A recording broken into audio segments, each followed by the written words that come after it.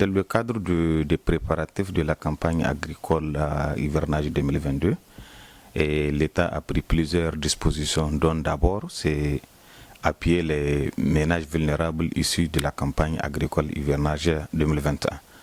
Donc à cet effet, l'État a distribué des semences améliorées aux ménages vulnérables de 2021 à hauteur de 1603 tonnes de semences améliorées, toutes spéculations comprises. C'est le mil, c'est le sorgho, c'est le niébé et c'est l'arachide. Donc on a distribué ça gratuitement à tous les ménages qui étaient issus des villages déficitaires de l'année 2021. Et l'État aussi a mis à la disposition de la Direction régionale de l'agriculture 9640 litres de produits phytosanitaires, c'est-à-dire en cas d'attaque, donc on a des produits pour gérer les différentes infestations. Et de l'autre côté aussi, dans le cadre de la gestion de la fertilité des sols, donc l'État aussi a mis en place un dispositif de subvention ciblée. Comme vous savez, l'engrais est maintenant libéralisé. Donc l'État, en collaboration avec le MCA, donc ils ont fait une distribution ciblée. Et le PASEC aussi, à travers ses différents partenaires, ont fait des distributions de l'engrais. Donc à cet effet aussi, on a eu 640 tonnes d'engrais qu'on a distribué aussi aux ménages vulnérables, là où on a distribué gratuitement, et aussi dans le cadre de la subvention ciblée où on vous donne 4 sacs d'engrais et vous donnez 40 000 pour tous les 4 sacs.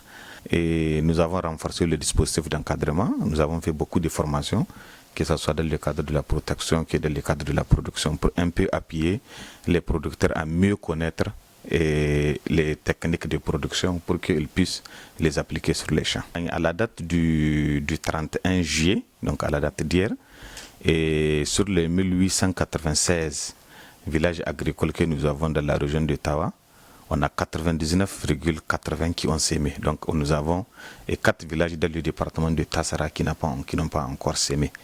Donc du point de vue stade de culture, donc nous avons un début de montaison dans certaines zones, mais le stade le plus dominant quand même, c'est la levée avancée au niveau de toute la région. De la situation phytosanitaire maintenant, c'est un peu calme. Et nous avons reçu quelques attaques dans le département de Keta, dans le département de Mada et dans le département d'Ablak. Donc à ce niveau, nous avons 361 hectares qui ont été infestés et les 361 hectares ont été traités. À l'endroit des producteurs, et nous avons constaté cette année, il y a eu beaucoup de pertes de semis à cause des différentes poches de sécheresse qu'on a eues.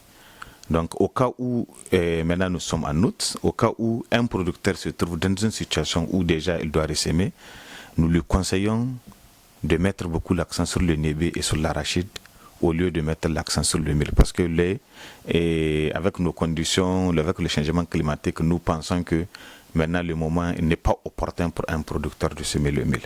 Et deuxième message, c'est par rapport à la situation phytosanitaire.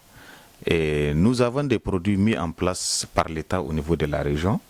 Et donc, aussitôt les producteurs constatent des infestations, ils n'ont qu'à approcher le service de l'agriculture le plus proche pour qu'ils fassent la prospection, pour qu'ils sachent quelle superficie a été infestée et pour que nous prenions les dispositions idoines en collaboration avec les différentes mairies pour essayer de traiter les superficies infestées.